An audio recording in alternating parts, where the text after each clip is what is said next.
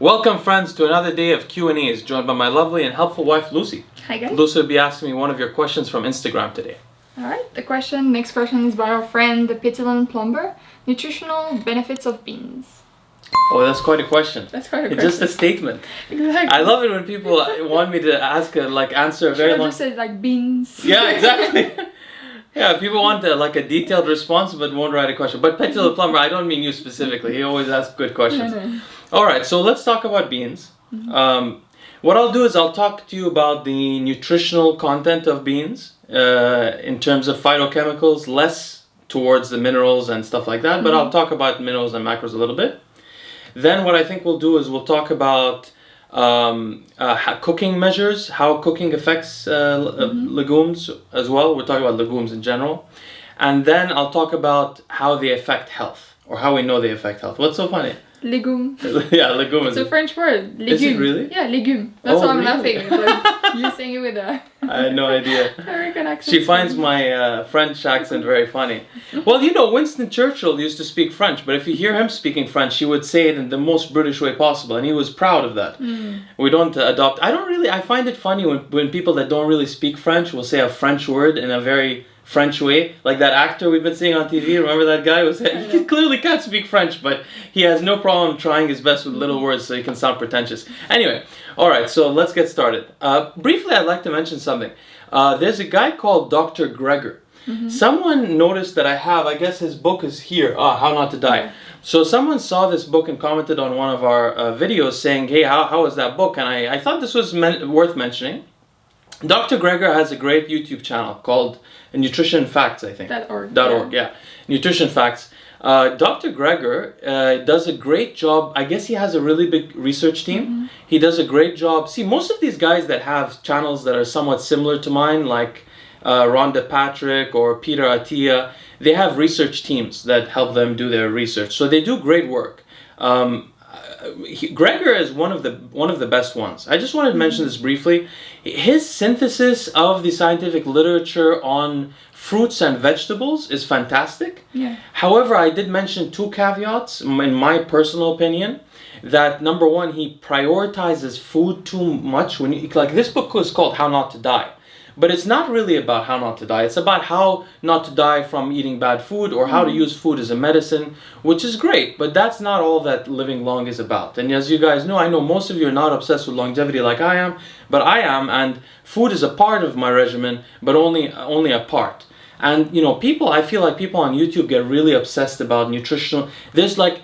Some people get really obsessed about food and they get into tribal categories. They go vegan, or they go ketogenic, or they go carnivore. He's fully vegan. So yeah, that's another thing we should mention is that Greger, so there are two caveats. One is I think he pays a little bit, he shouldn't, I mean, obviously food affects longevity, but it's a little bit of, he makes a very strong tie there, maybe more than what I would make. And the second caveat I'd add about him is he has a religious view on meat and veganism, yeah. So he has a religious view. Sometimes I feel like this is the only place I feel like he has a little bit of a bias on the research. The research is not quite as clear as he makes it. Obviously, processed meats and stuff like that are very harmful, and we've covered that before with I've talked about that with the nitrates and the nitrites, and these kind of things. So processed meats we do know are definitely problematic, but he gets into like eggs and he gets a little bit extreme, and I think that's a little bit biased. So this was a little bit off topic, but my point is people get really obsessed with nutrition on YouTube, and then they go into tribal categories. Or there's another kind of nutritional obsession type of person, archetype on YouTube, which is the person that's obsessed with mineral and vitamin content in foods, which is that's actually almost as crazy as the people that are tribal about veganism, carnivore, stuff like that. And I don't mean to offend anyone, but what I mean to say is that, food is much more than just vitamins and minerals. Vitamins are... they have antioxidant qualities. Without vitamins, with extreme deficiencies, we develop diseases. Yeah. That's how they're called vitamins. It's just based on the disease that happens if you don't consume any of it for about a year or half a year or something like that. But to think of it, to go from there to thinking optimal physical function and mental function will come from vitamins and minerals is not easy to make. And more importantly, optimal longevity and health span coming from that is not so easy to make. So usually you'll find these people are people who have PhDs in nutritional sciences, which, I mean, not to discredit anyone at all, and I'm not mentioning any names, but what I want to say is that, let me tell you the truth. I have no background in biology at all, and no background in chemistry at all. My background is in statistical analyses. Actually, I'm trained as a social scientist. So but my kind of social science was extremely quantitative. So I used a lot of statistical analyses and things like that. Not just statistical analyses, but I was also sort of specialized in a field called operations research, which is a kind of field of discrete mathematics and continuous mathematics, that's what affects me a lot about how I think about optimizing life. Because when you do a lot of optimization in mathematics, you start to think about that long term in life, especially if it's discrete optimization. It sort of trains your brain. But the point is, I don't have a background in biology or chemistry. But these guys, but I do know what it's like, because I was going to be a PhD student. I know what it's like being in different fields. And if you really want to be an expert on longevity or on health, you don't do a PhD in nutrition. You do a PhD in biology or a PhD in chemistry. That's where the first-rate minds are. See, like, for example, Rhonda Patrick, for example, just to give an example, has a PhD in biology, not a PhD in nutritional stuff. And some of the people that are really into this, they'll do a PhD and an MD at the same time together. A lot of the greatest researchers on subjects of health have PhD MDs. They're PhD MDs. When you do a PhD in nutritional sciences, first of all, most good schools don't even offer that PhD. I don't even know, I've never heard of any top 25 school offering that, but maybe they do, maybe I don't know. But all the people on YouTube that I know of that have PhDs in nutritional sciences go to very, very mediocre schools or very bad schools. And the reason why is this.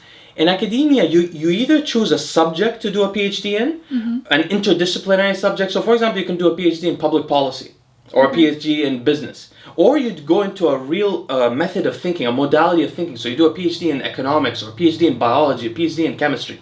Usually the people who go into they do their actual PhD in the full subject, then they do their thesis on the topic they're interested in. Yeah.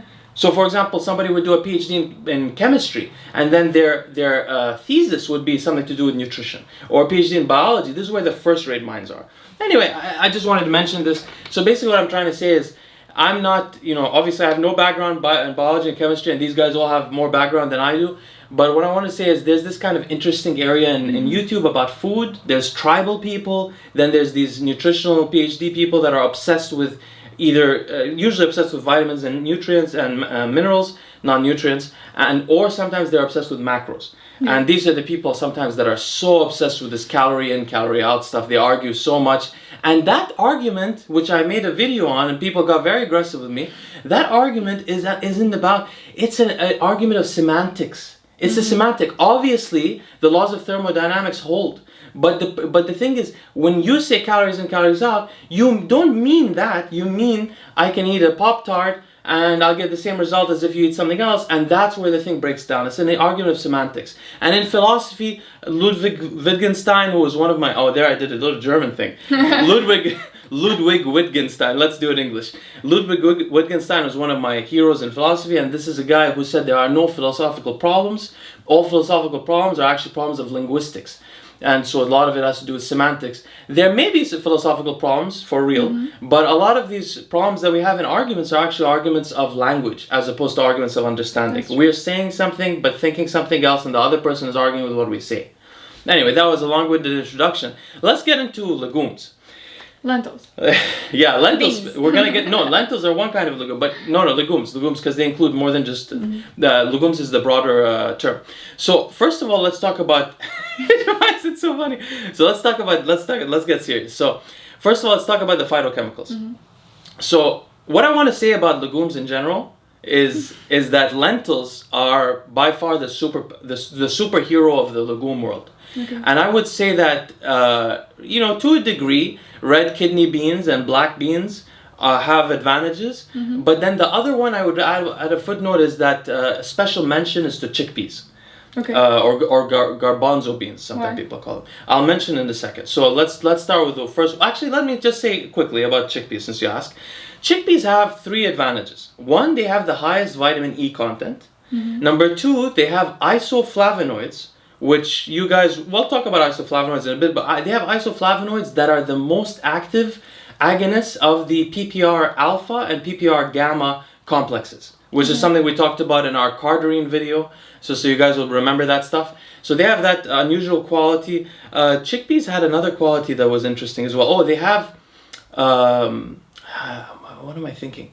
They have the highest MUFA content also. Okay. Monounsaturated fats, like olive oil does. So those are three unique things about chickpeas. But the lentils are really superior. So a lot of what I'm going to talk about here is about lentils. But then at the end, I'm going to talk about some of the effects on health, and then we'll talk about some general legumes. First of all, there are three. So let's talk about oxidation. Well, let's talk about phytochemicals to begin. Phytochemicals, in terms of phytochemicals, in terms of phenolic content, lentils have the highest phenolic content. Similar to the walnuts. Walnuts have the highest phytochemicals in general, all of them. Really? I'm going into sections now of phytochemicals. So phenols, lentils have the highest. Flavonoids, lentils are not even in the top three. The top three include, like, I think black bean, maybe a red kidney bean, something like that, in flavonoids. We'll talk more about flavonoids in a second. And then in terms of tannins, lentils also have the highest content. Number one. So out of three major categories, now there are other categories of phytochemicals, lentils have the highest content.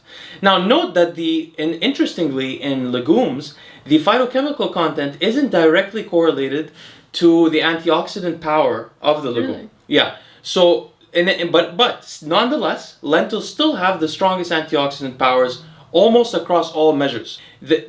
How antioxidants work with these in terms of legumes is this: they can either donate an electron to neutralize or turn a reactive oxygen species into a neutral intermediary, or they can donate a hydrogen. So in terms of donating electrons, we have a DPPH assay, and in that assay, lentils are number one. We also have the FRAP assay, FRAP assay, which is also an electron assay. Lentils are, I think, number two in that one. And then we have the ORAC assay, which ORAC assay measures the hydrogen donations. And again, there, lentils are in the top one or two.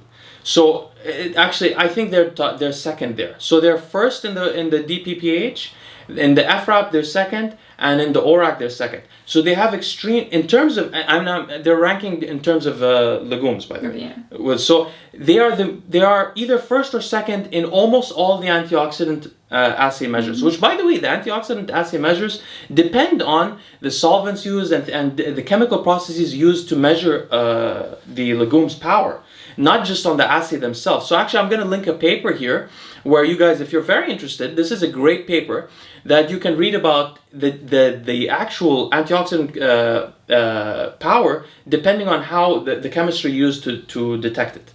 But the point is, lentils have the highest phytochemical quality except for flavonoids. Now, what are flavonoids? Flavonoids are like they're the things that people say are phytoestrogens, which means they have estrogenic effects in the body. So, for example, isoflavonoids, which are in chickpeas at the highest level, isoflavonoids actually agonize the estrogen receptors. So these flavonoids, this is why these generally these flavonoids are found at the highest content in soy beans, which is why people say soy will cause them gynecomastia or soy will do certain things. And this is somewhat true. These flavonoids act as similar to estrogens. They either antagonize estrogen receptors or they agonize estrogen receptors. So they have estrogenic effects in the body. Interesting. But this is, unless you have an issue with gynecomastia, this is probably going to be good for your health. Estrogen has, I haven't done an article yet on estrogen, but when I do, you better read it. That estrogen is a powerful molecule. And I believe one of the reasons that women, it's not a single molecule, powerful group of molecules. And I believe it's one of the reasons that women live longer than men. And it's also one of the reasons that when women get menopause, they experience severe health declines, especially in terms of their brain, because of that lower content of estrogen in particular. So estrogen is fantastic, but for you guys to know, lentils are the only ones the only thing that phytochemical that lentils don't have in the top three is flavonoids. I mean, yeah, flavonoids. So if you're concerned about the estrogen content and stuff like that, and also, by the way, this is why people say, they call people, I've noticed this on YouTube. Somebody, I had never heard of this before. Somebody commented calling me a soy boy, not on YouTube, on Instagram. You soy boy, I don't know what is soy boy? I go and research this. Soy boy is apparently these vegan people, people who are not vegans call them soy boys because soy makes you estrogenic, and if you take soy... Listen, I want to be clear to anyone listening to this. I am the furthest thing away from a soy boy. She can comment on that. This has nothing to do with me. I want to live long because I want to live long. It's not because I like the world and I want to eat soy and I want to wear hemp. I don't care about hemp. I don't care about any of this crap. And I don't think I've ever eaten soy knowingly in my life. I have never intentionally eaten soy, and I wouldn't. And I would never be a person who would, for example, when I used to lift, would go get a plant protein powder or something like that. So just so you guys know. So we talked about the antioxidant power. We talked about the phytochemicals. The next thing we could talk about is, so generally speaking, the darker the legume is, the more phytochemicals it has. And generally speaking, the phytochemicals that are interesting are on the outer layer, so they're the seed coating. Which means when you cook it, if you first of all, if you soak the bean too much in water, the water leaches out the phytochemicals, the nutrients out of the... I should also talk about anti-nutrients. I shouldn't forget this. But the water leaches out the nutrients out of the... So basically, black beans have more phytochemicals around their coat, but like red lentils or green lentils, which one are the best? Because they're both colored. Yeah, they're both colored. Actually, I believe there are studies on this. I haven't researched that, but... my conjecture from everything I know so far is that you would probably want both of them because they contain different phytochemicals. Particularly red and green would contain different, although I think that red would probably be preferable. But I would have to research this. I haven't looked into that. And what about, when you cook lentils, the instructions are about rinse them before. Yeah. When they're raw. Yeah. Is it a bad thing? No, the rinsing isn't. But the soaking in the water, you're rinsing it to get rid of some of the, dirt and stuff like that. But soaking in the water leaches out some of the nutrients. And then the other thing is the cooking temperature really affects this. So the best way to contain the nutrients in the legume or lentil, really we're talking about lentils because lentils are a superfood. So the way to do that, and by the way, lentils have a stronger antioxidant quality than, for example, blackberries, stronger antioxidant quality than apples, than almonds, than tons of, they're really powerful. So, but what you want to do is you want to steam them. You don't want to cook it at too high a temperature. Now, this brings me to this point of anti-nutrients. So some people, especially these carnivore guys and people like that, they like to talk about anti-nutrients. Anti-nutrients are a real thing. There are things in some plants or plant products have nutrients in them. For example, they have things in them, molecules in them that can prevent either the absorption of minerals or the absorption of proteins. So for example, legumes have protease inhibitors, which inhibit enzymes that are important for the digestion of protein. Now, interestingly, 80 to 90% of the protease inhibitors are inactivated when cooked at a high temperature anyway. So you don't have to worry too much about the protease inhibitors. However, you have to worry a little bit about the other ones. So for example, oxalates will limit the calcium absorption. So this is a concern. Phytates will limit absorption of a bunch of minerals, including zinc. However, phytates are actually, interestingly, they have antioxidant qualities themselves, even though they're an anti-nutrient, and they've been linked to reduced rates of cancers. So even though it's an anti-nutrient, it's not such a serious concern. Also, there's another one that's talked about a lot on YouTube, which are lectins. Lectins are also reduced with moist cooking, which you would have to have some kind of moist cooking anyway. So lectins, you don't have to worry about as much, and the protease inhibitors, you don't have to worry about as much. Oxalates are obviously a concern for people that have concern with kidney stones, but they limit calcium absorption, and then the phytates do limit mineral absorption, but they are antioxidant and tied to reduce. They may have chemoprotective effects. So that's some things about that. Now, in terms of macronutrients, talk about lentils in particular. Most of them are carbohydrates. About 38% or 40% of them are oligosaccharides. The rest are resistant starches. Resistant starch is something bodybuilders know a lot about because But bodybuilders have a negative view of resistant starches because they think when you cook it, if you put it in the fridge, it then makes it much harder to absorb certain things. This is true, but the resistant starches and some of the other carbohydrates, like I think beta-glucan, some of these other, not carbohydrates, sorry, that beta-glucan is a fiber, but some of these carbs, like resistant starches, as well as the fibers, like beta-glucan, help to basically to limit the amount that the body can get cholesterol from the bile fluids. So you guys may, if you watch my videos, you may know about the drug called ezetimibe. Ezetimibe is one of my favorite anti-cholesterol type of drugs. What it does, ezetimibe, is limit the amount that you can digest cholesterol from food. So dietary cholesterol, so if you eat eggs, you eat bacon, you digest the cholesterol less. It actually gets that cholesterol directly into your stool. But the other thing it does is prevent the liver from being able to pull cholesterol out from the bile acids where it stores cholesterol. This is the same method actually that fiber helps you to reduce your cholesterol. And these legumes, through the resistant starch as well as through the fiber, do the same thing. Which brings us to our final point, which is how do these legumes affect health, and lentils in particular. First, I'll mention something about lentils. There's an interesting rodent study that shows that the consumption of lentils changes the composition of their cardiovascular system, of the actual vascular system itself, improving it, and also that it reduces hypertension in the rodents. Yeah. However, to get that result in a human would be very difficult. You'd have to do it very long term. It's, as I've mentioned before, it's very difficult to do studies on how diets affect health, which is another reason why I think these guys that are obsessed with talking about food on YouTube and arguing, you guys don't really know. It's hard to test it statistically. Statistically, it's difficult to study it. It's difficult to make the kind of high quality studies that are necessary on a long-term enough basis to really get outcomes. And there's so many confounding factors and statistical issues and stuff like that. But with that said, legumes have been tied to, let's talk first about, so they've been tied to reduced rates of coronary heart disease.